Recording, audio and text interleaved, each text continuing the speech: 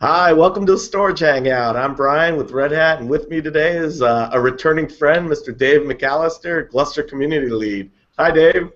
Hi, Brian. How you doing today?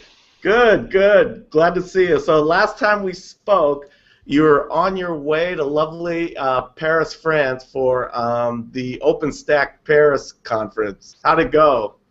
At OpenStack, the summit is always fascinating summit. There's always a tremendous amount of interest in storage, and it was kind of nice to see in the OpenStack survey that Gluster and Cinder combination came in as the third most popular block storage product. So it's cool to see that. Good Our news. Yeah, our partner in crime, Ceph, came in first, but they're focused on blocks, whereas we work with others to make sure that blocks are available all the way up and down the stack for storage.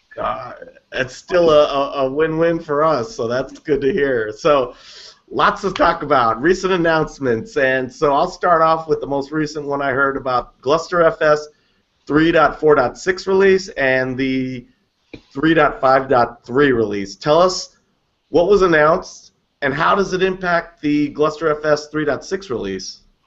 So, it seems like we did a lot of releases here, but 3.4 and 3.5 are older distributions for the Gluster file system. Mm-hmm. Our commitment as a community is that we support the latest and greatest release, which is the 3.6 family, and then two versions back, so 3.4 and 3.5. Okay. 3.4.6 and 3.5.3 are both what we really call our bug fix releases. They're focused on identifying the top level bugs, and we do a bug triage meeting, sort of a bug sorting, every Tuesday morning.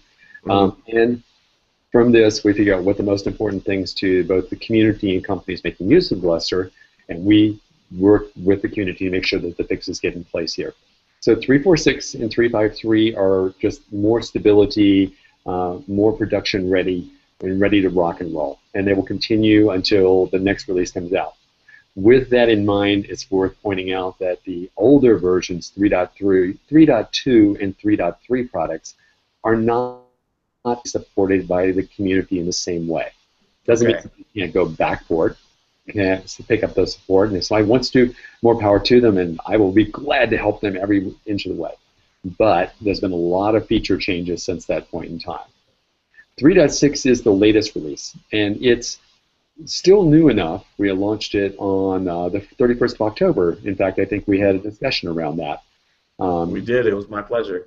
And we are following the open source mantra of until we hit stability.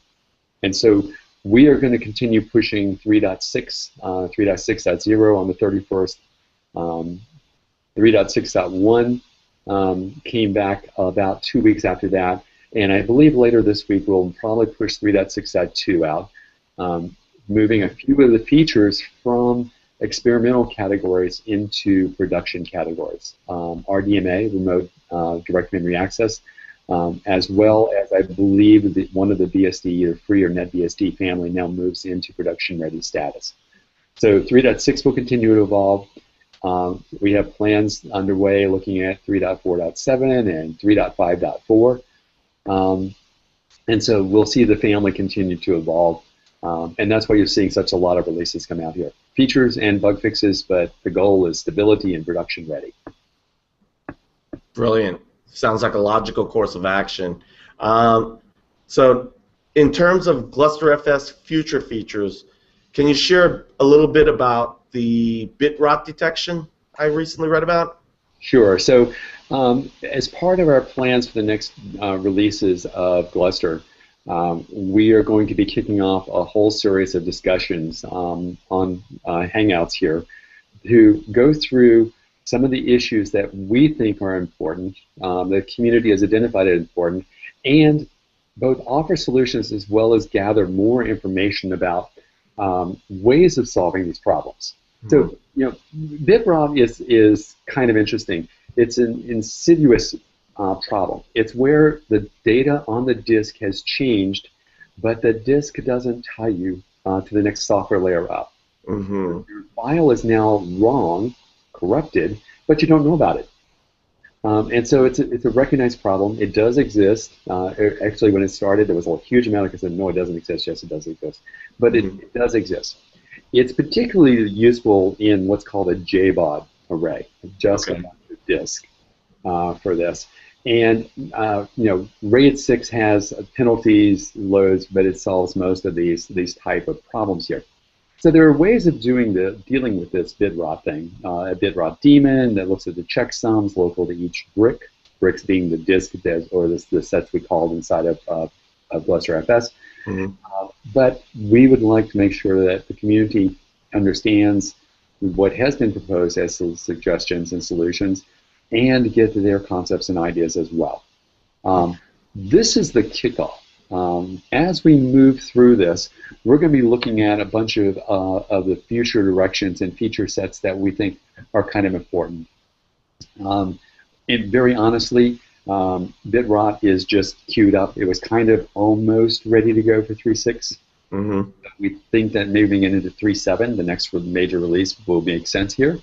We're going to be looking at things like data classifications. In other words, being able to say the disks themselves understand what's involved, where things are inside of this.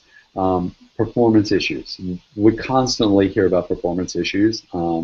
Storage is still probably the slowest portion of anybody's system. Yes. For that. So we're going to be looking at performance, particularly on small file performance. We're going to be looking on we have some interesting concepts. We're going to be looking at something called the policy-based split brain resolution. Which is a fun thing to say in its own right. Or, what's an outcast inside of this. And over the next few weeks, we're going to be running rather continually these future features, things that we call, so that we can make sure that the community knows what's going on, and that's the user community as well as the developer community, and have our developer community really get involved and say, okay, this may be a great way, but have you thought about doing it something else? Or hopefully stepping up and saying, hell, I'll just write it myself. So yeah. Brilliant, Dave. Love hearing that. Okay, so we're coming up in the end of the year, and for folks that are interested, as we all prepare for the new year, tell us what we can hope to hear and expect from the Gluster community in 2015. So the Gluster community has been sort of quiet over the last 6 months or so, and you're going to hear a lot more news coming out from us. You're going to see more activity. Hopefully you're going to see more and more involvement and being able to have the community talk about how they're using it and where they want it to go as well. 2014 was the first year that we've had 2 major releases. 3.5 and 3.6 came out in the same year. You'll see 3.7 and potentially even 4.0, which will be a major new architecture and step for GlusterFS. So 2015 is shaping up to be quite an exciting year on the Gluster front, and we're going to make sure that our community is with us every step of the way. That sounds promising, Dave. If I don't talk, you have a happy new year, and we'll see you next year. Sounds great, Brian. Same to you, and looking forward to more of these in the future. Take care, my friend. So am I. Bye-bye.